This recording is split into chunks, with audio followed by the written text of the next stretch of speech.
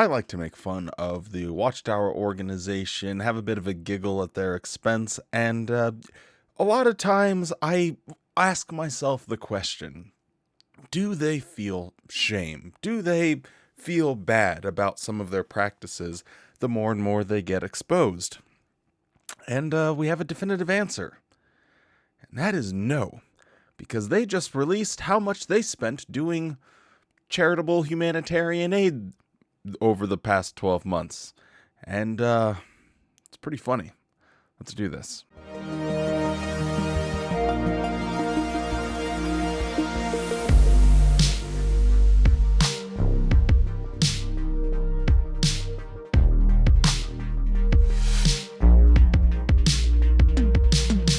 Hello and welcome back to the JW Thoughts channel. My name is Wally, and today we are doing a new tradition, apparently, because last year Watchtower released that they had spent $12 million, and they were very proud of that, doing humanitarian aid.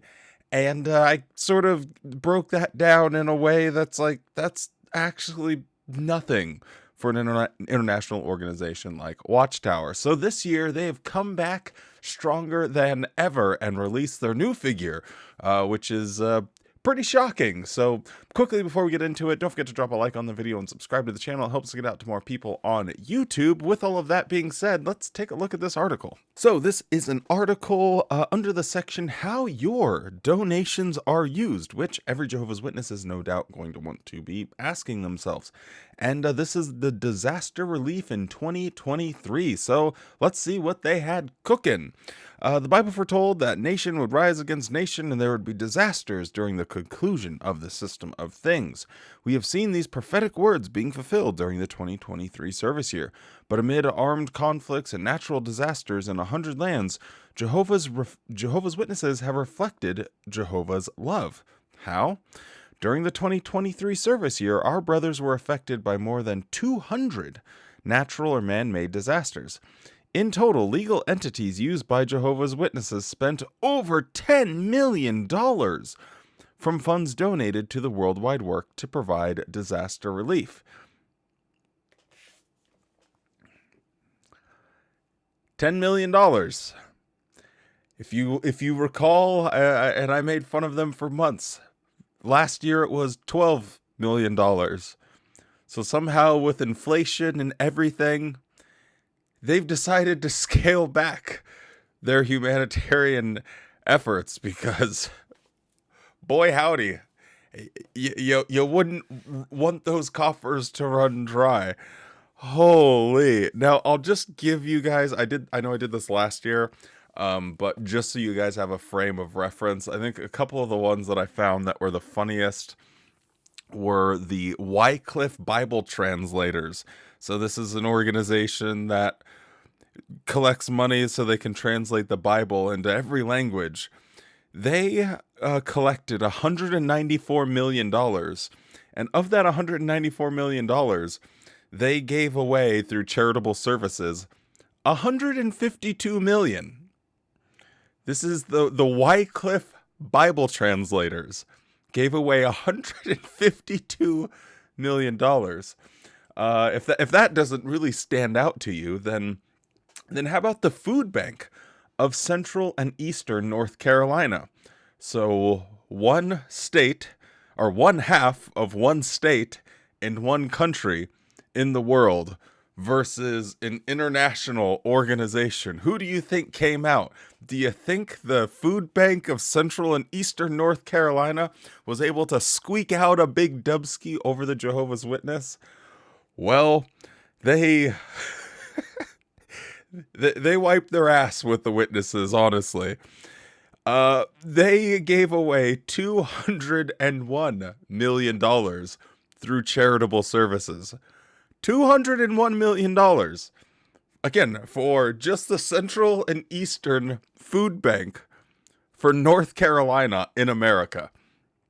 And they were able to do $190 million more than Watchtower was able to. I won't go down the line. Now, last time I even went and I compared what other religions of a similar size did as far as charitable work. And it was pretty consistent. I don't even think I found one that was like under the $100 million mark. It was generally like in the 200 all the way up into the $300-400 million range. This is what other organizations that are of similar sizes to Jehovah's Witnesses, or even smaller than Jehovah's Witnesses, are able to give back to their community. And yet Watchtower proudly announces that they spent $10 million. Now, a big question that we have to ask is, was this $10 million spent completely on helping other people, and in no way did it benefit Watchtower? That is to say, it was actual charitable giving. Well, I have a bit of a hypothesis cooking up in my brain, a little bit of speculation. So let's put on the old tinfoil hat, and let's get to speculating about where this money might actually be going. So the article continues, this is in addition to the personal funds that many brothers and sisters have used in their volunteer efforts. Consider how your donated funds were used to help victims of just two of the many disasters that affected our brothers. Now, they're going to only give two examples here. And I guess let's read through these and then I'll give my hypothesis. So, true love really exists. Some regions of Nigeria typically experience seasonal flooding. However, the October 2022 floods were the worst the country had experienced in 10 years. More than 676,000 hectares of farmland were destroyed, and over 2 million people were displaced. The Nigeria branch quickly appointed disaster relief committees to organize relief efforts and provide spiritual assistance. So we get some numbers here. 7,500 publishers were displaced, 860 homes were damaged or destroyed, and 90 kingdom halls and one assembly hall were flooded. Use of donated funds. Over $250,000 was spent on disaster relief, which included food items such as rice and beans and noodles, home supplies such as mattresses and mosquito nets, repair or construction of damaged homes. $250,000, you said? Huh.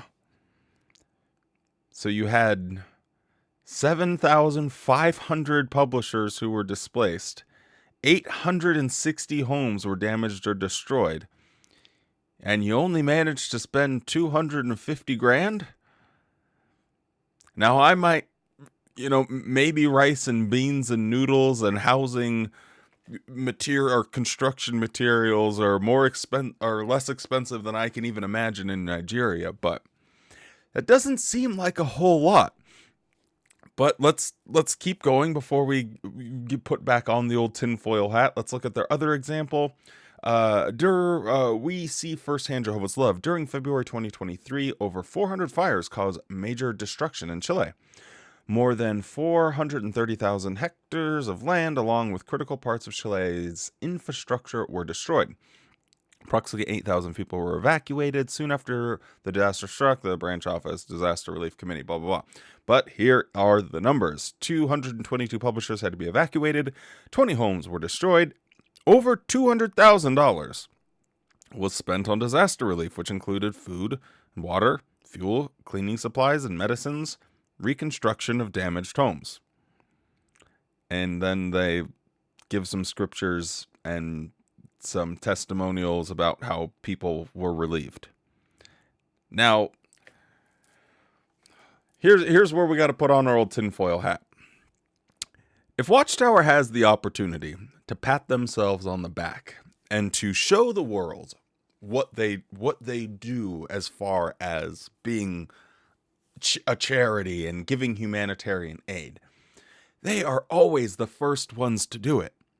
And anytime they have an opportunity to fly out a film crew and photographers and go and get interviews, they are right there on the scene in order to capture it because it's good PR. I find it hard to believe that they did more than this. Surely a few dollars here and there were spent, But I'm assuming that they gave these two because these were their biggest contributions, which are 250,000 and 200,000, so 450 grand. And let's just say these are their two biggest ones. Where was the other $9.5 million spent? Because what they won't say is, oh, well, we had to go and spend $9.5 million repairing our kingdom halls. And I suspect, and this is what I suspected last time, is that they come out and say, oh, we spent $10 million. And I was asking the question, how much went to actual humanitarian aid? Is this them telling us that this is how much they actually spent on humanitarian aid? $450,000, and the rest was spent on fixing buildings that they own, that they buy and sell, just fixing their property, and who knows, using volunteer workers to do the actual repairs, and then collecting the insurance in full. We don't know. We need someone from that department in Bethel to leak that information. But I find it hard to imagine a scenario where they were out here spending, $2 million here and $1 million here and 500 grand here, and them not telling you about it. I feel like they would absolutely come forward and say, this is where we were spending our money, like they did here, which kind of heightens my suspicion that most of the money that they're quote unquote using for humanitarian aid is just to fix buildings that they already own. It's absolutely crazy how they get away with this. And one of the other angles that kind of cracked me up was they're having a real tissy fit over losing their 1.5 or so million dollars that they receive from the Norwegian government every year after they had been deregistered. You're receiving $1.5 million from the Norwegian government, and you're telling the world that you're only spending $450,000 on humanitarian aid. Do you think people are so stupid that they're not going to start to connect a few dots here and there and ask a few questions and be like, something's not really adding up here, guys? Like, we need to actually get down to the brass tacks here and see some receipts. Because we need to figure this out. Because are you guys claiming you need this money to do humanitarian aid, and you're pocketing 70% of it? Because that would be truly criminal. And there are so many problems with charities and misuse of funds and people having these outrageous salaries and things like that. But I look at other religious organizations, and I'm not a fan of. I'm well known. I'm not a huge fan of religion, but if it's going to exist, at the very least, there's organizations within those communities that are built around the idea of giving back to the community and helping people that are in a disadvantageous place in their life. So there are people who have literally had their lives changed by, maybe they were just out on the streets or didn't have food or didn't have enough money for groceries, and they went to a Catholic church, and they have funds and programs built into those, and it turned their life around, literally changed their lives. And there are tens of thousands of people that's the case. There is not someone that was in that situation that went to a Jehovah's Witness Kingdom Hall that received that same kindness and generosity from the organization. They may have received that from an individual Jehovah's Witness, but not from corporate Watchtower. So if religions are going to exist, and they probably are just going to exist, I don't think they're going anywhere anytime soon. At the very least, like, if you're going to have these goofballs out here, at least have some goofballs that are doing something good. I know there are a myriad of things, especially when it comes to the safeguarding of children, that they're doing wrong and misleading people and all of that. I get that. But Watchtower is also doing all of those bad things. So if I had to take my pick, do I want the goofball that's misleading people and not protecting children that's also helping the community? Or do I want the goofball that is misleading people and not protecting children and doing nothing for the community? As a practical man, as someone that likes to call it how I see it, I guess if I have to pick between those two, I suppose I'll pick the ones that are actually giving back to the community, right?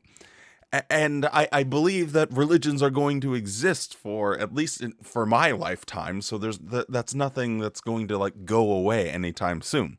So anyway, there's a little Wally rant for you for your Friday afternoon or your whenever you're watching this, your pleasure. I hope you guys enjoyed it, but holy moly, I didn't think for a second that they would be regressive in this, because I mentioned it so many times in videos last year about how they only spent 12 million, and yet they managed to do worse. Oh lordy. Another just interesting way is I'm kind of cued in on how they worded it. They said $10 million of their donated funds, which is vastly different, because I'm assuming, just putting on my little brain here, that a lot, if not the majority of their revenue comes from their assets that they have and what they have in stocks. Because when you sell all those properties in Brooklyn and now you are sitting on $2 billion, that can be a lot of dividends every year, brother. So yeah, giddy up. I think that is where they're going to be getting most of their money. Probably not from actually having people donate to them. I think the act of donating is more of a way of keeping people invested. It helps invigorate that sunk cost fallacy. It's not just your time. It's not just your mind. It's not just your family. It's also your money has gone into this organization. So I think always asking people to keep donating isn't really about the dollar amount. I think it's more about keeping people in that mindset. So anyway, that's about all I got for you. If you're still around, don't forget to drop a like on the video, subscribe to the channel. With all of that being said, stay safe, be kind, and show yourself the same kindness that you show to others. And boy howdy, I hope you have a good ass day.